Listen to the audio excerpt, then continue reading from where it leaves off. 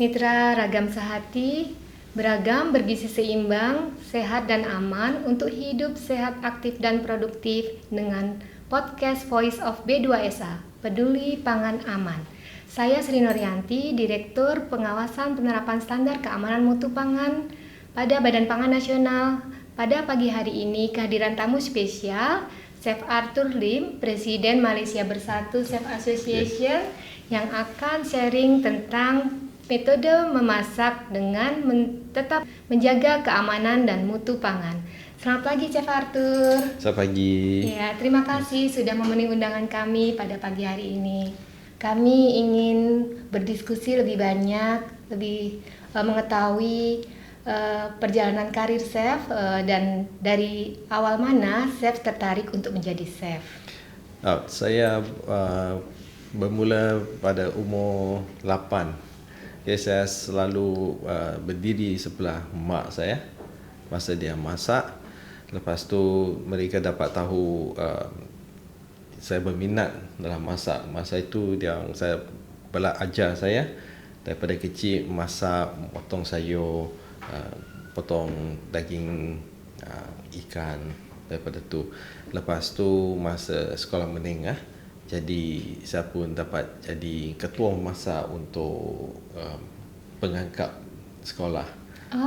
Daripada situ mulalah perjalanan kerjaya sebagai chef. Daripada minat saya bertambah, lagi passion saya pun makin kuat dalam bidang memasak. Ya, lepas tu lepas sekolah menengah, jadi saya meneruskan ke pelajaran dalam bidang kulinari. Gitu. Kalau boleh tahu, tadi disebutkan membantu mak memasak. Jenis masakan apa yang paling favorit buat Chef Arthur dimasak? Masakan Nyonya, sebab kami juga keturunan Peranakan di Penang. Jadi sering masak masakan Nyonya dan juga masakan Chinese. Nah, bicara masakan Chinese, banyak pangan segar yang digunakan. Ada dari sayurannya, ada dari ikannya, dan mungkin juga banyak dagingnya, Chef. Kami sebagai otoritas kompeten keamanan pangan yang mengawasi peredaran pangan segar sangat ingin tahu bagaimana teknik memasak yang lebih baik sehingga kalau ada di dalam sayuran itu residu pestisida, lalu logam berat pada ikan, atau mungkin daging kalau ada pedagang yang curang memberikan formalin, bagaimana mengurangi risiko dari cemaran-cemaran itu sehingga kita bisa makan dengan sehat.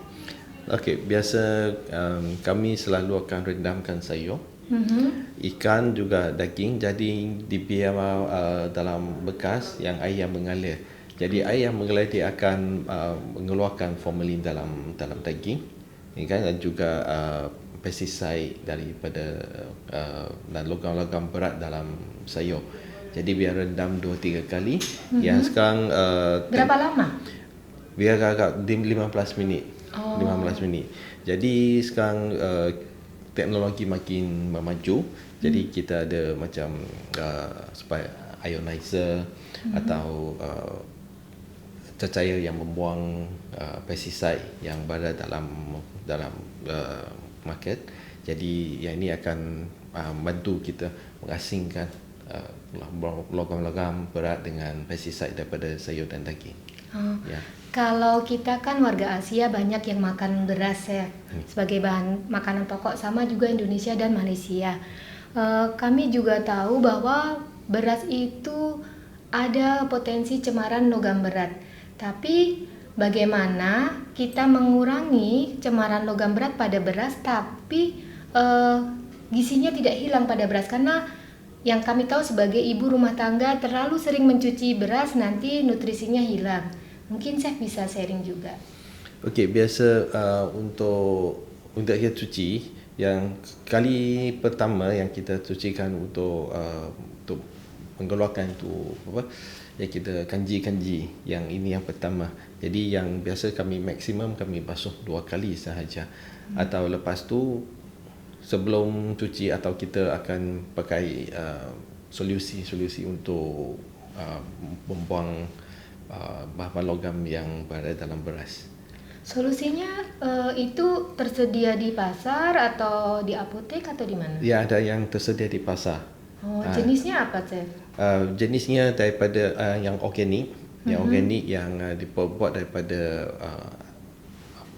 bahan-bahan sayuran dan macam enzim yang kita untuk merendam dalam beras.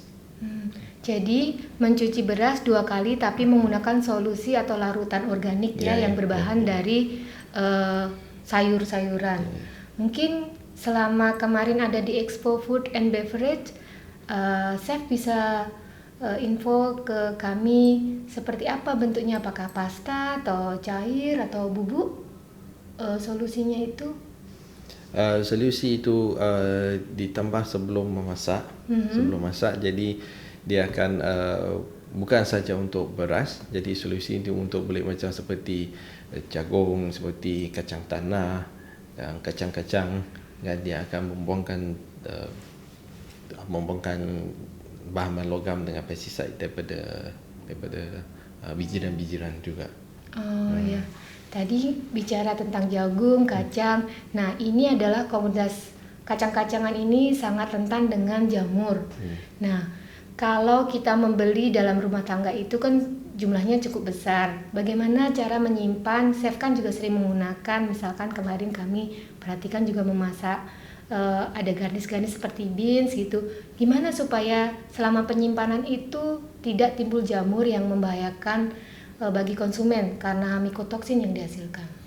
Menyimpan biji-bijian. Bijian jalan kami simpan dalam botol-botol gelas, botol gelas atau yang botol yang airtight airtight, atau ada kalau ada kulkas, peti sejuk yang kulkas, ya kita simpan dalam kulkas, jadi dia tahan lama.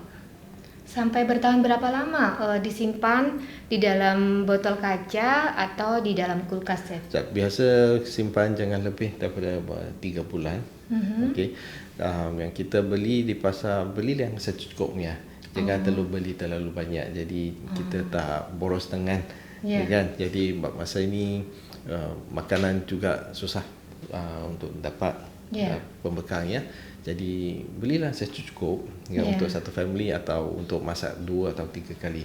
Jika simpan lama, kadang-kadang kita akan lupa. Jadi kalau lepas 3 bulan dia akan mula dalam itu semut-semut kan, yang dalam apa tu kita panggil mak itu bugs kalau dah di sia-sia adalah makanan yang Nah, kaitannya dengan yang disimpan lama tadi, kalau beras paling lama berapa, Chef? Sarannya misalkan yang sehari-hari Chef gunakan untuk memasak, demo dan lain-lain, berapa lama disimpan? Jangan lebih sebulan. Oh, jangan lebih sebulan. Kalau biji-bijian 3 bulan ya ibu-ibu. Kalau beras 1 bulan. Kalau daging, telur, sayur berapa hari? Oh, itu jangan lebih. Sayur jangan lebih 3 hari. Yang telur boleh disimpan dalam kulkas, jangan lebih seminggu. Okay. Jadi dia akan mengekalkan kesegaran sayuran yang kita makan kan. Jadi bahan-bahan yang segar jadi baik untuk badan kita. Janganlah simpan sampai dia layu, itu vitamin pun akan hilang. Ya kan? Telur pun tak segar, kadang-kadang dia punya putih pun sudah cair, kan? Jadi kita memasak untuk rumah tangga kita beli barang yang sihat. Nah terakhir, Chef, ada nggak pesan-pesan khusus, tips-tips memasak agar pangan segar yang menjadi bahan baku itu tetap memenuhi nutrisi yang baik pada ibu-ibu di seluruh Indonesia? Bisa disapa seluruh ibu-ibu di Indonesia tips memasak yang sehat ala Chef Arthur dengan tadi itu beras 1 bulan, kacang-kacangan 3 bulan. Silakan, Chef. Ya, untuk masakan yang sihat, biasa sayur jangan masak terlalu lama. Jadi kalau bagi masakan Cina, kami rebus sayur tak lebih 2 minit, 1 minit, lepas tu baru campur dengan bahan lain. Jadi masa masak untuk sayur itu tak lebih 5 minit. Ya, jadi dia akan dapat rasa kerangupan dengan kesegaran sayur. Jadi nutrisi pun tak hilang banyak sangat pada sana. Jadi untuk kan daging-daging kita kalau nak rebus, jadi kita rebus dalam satu periuk. Jadi supaya khasiat-khasiatnya dalam periuk, jadi kita boleh campur dengan macam kentang atau carrot yang dia akan meresap itu nutrisi-nutrisi daripada daging. Jadi dia semua akan makan dalam satu periuk. Okey. Jadi juga kalau untuk makanan seimbang, kita makan sayur dengan daging yang berlain warna.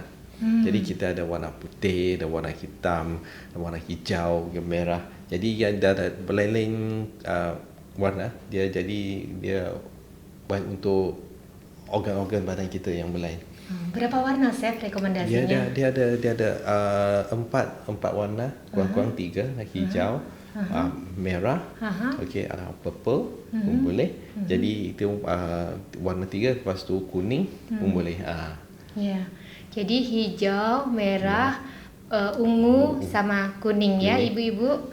Ya, pesan Chef Arthur tadi kalau pilih sayur dan buah 4 warna. Ya. Jadi untuk beras, jadi beras pun ada 7 biji rin, atau 7 biji rin boleh masak bubur kan, atau makan beras merah unpolished rice. Itu beras hitam yang campur, yang ni memang dia hasil yang tinggi dengan fiber untuk usus, kebaikan usus kita. Dan kurangkan kemanisan. Okey. Jadi Bapak dan Ibu jangan takut makan beras merah sama hitam, dipikirnya orang sakit, padahal itu lebih sehat. Banyak khasiat kesehatannya kata Chef Arthur. Makasih Chef. Jangan lupa Chef, B2SA, beragam, bergizi seimbang dan aman. Yuk pesan pada ibu-ibu Chef. Okey, kepada ibu-ibu Indonesia, jadi kita amalkan makanan beragam, bergizi seimbang dan aman untuk sekeluarga. Terima kasih Chef Arthur. Selamat siang semuanya.